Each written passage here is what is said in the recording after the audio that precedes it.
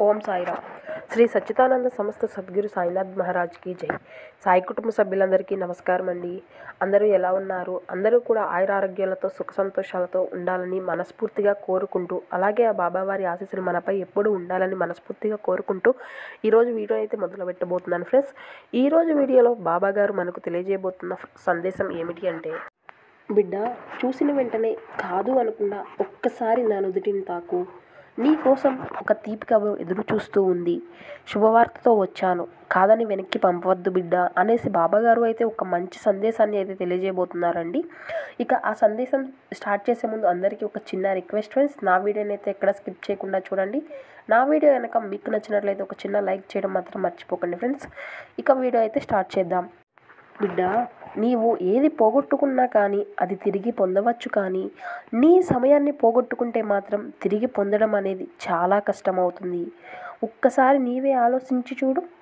నీ వెనుకటి అంటే జరిగేటటువంటి రోజుల్లో నేను ఇలా చేసి ఉంటే బాగుండేది అని ఎప్పుడు నీవు అనుకున్నంత మాత్రాన నీవు వెనకటి రోజులకు వెళ్ళగలవా? వెళ్ళి నీవు అనుకునేటటువంటి పనులు చేయగలవా? లేదు కదా. ప్రతి క్షణం కూడా చాలా విలువైనది, అలాగే ఎంతో అపురూపమైనది.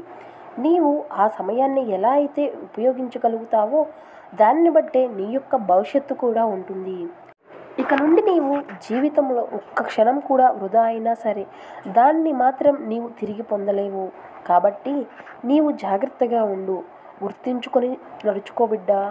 నీవు కోల్పోయిన కొన్ని క్షణాల్లో ఎన్నెన్నో అద్భుతాలు జరిగేటటువంటి గొప్ప అద్భుతాలు ఉంటాయి.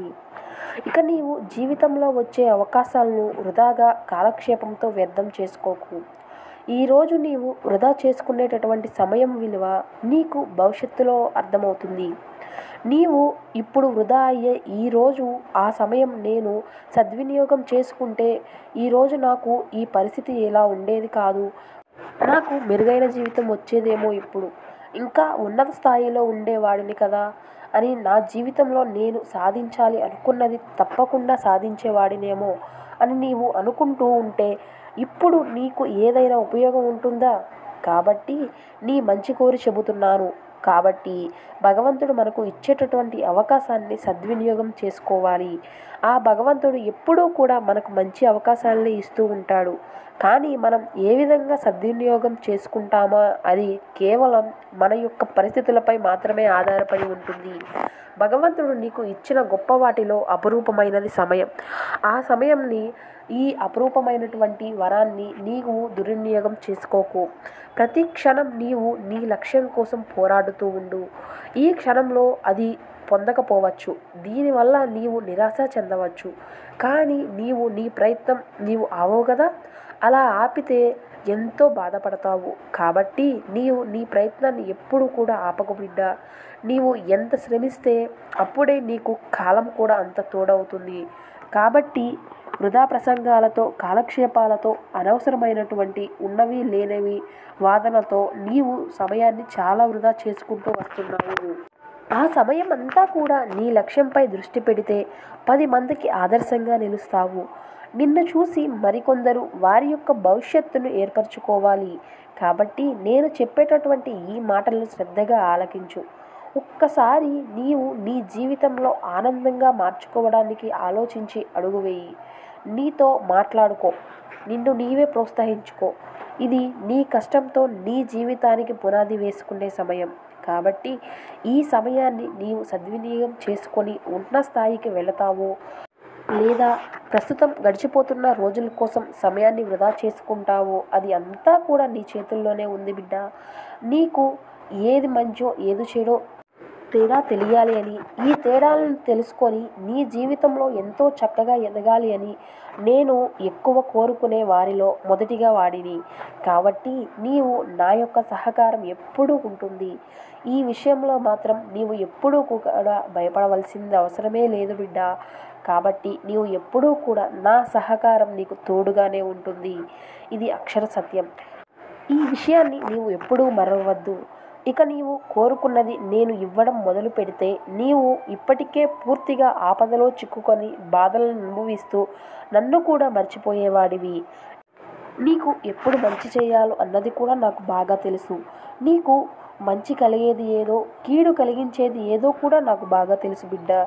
కాబట్టి కల్మషం లేని నీ మనస్తత్వం అంటే నాకు చాలా ఇష్టం. నీవు నన్ను అడిగితే ప్రతి కోరిక కూడా న్యాయమైనదే.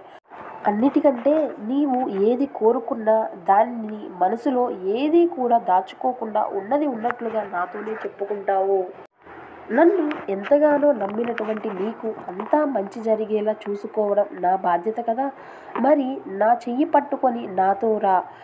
మరి నేను కూడా నీతోనే ఉన్నాను అని నీకు తెలియజేస్తాను. ఎవ్వరి నుండి ఏది కూడా ఆశించకు. ఏదైనా సరే ఆపద వస్తే నేను ఉన్నాను అని మర్చిపోకు. నీవు నాపై ఎంత నమ్మకం పెట్టుకున్నావో నాకు కూడా తెలుసు. నీకు జరగబోయే అద్భుతం కూడా నాకు ఎంతో ఇష్టమైనటువంటి గురువారం రోజునే నీకు వినాలి అనుకునే ఈ శుభవార్తను తప్పకుండా వింటావు. ఇది నా మాటగా గుర్తుంచుకో.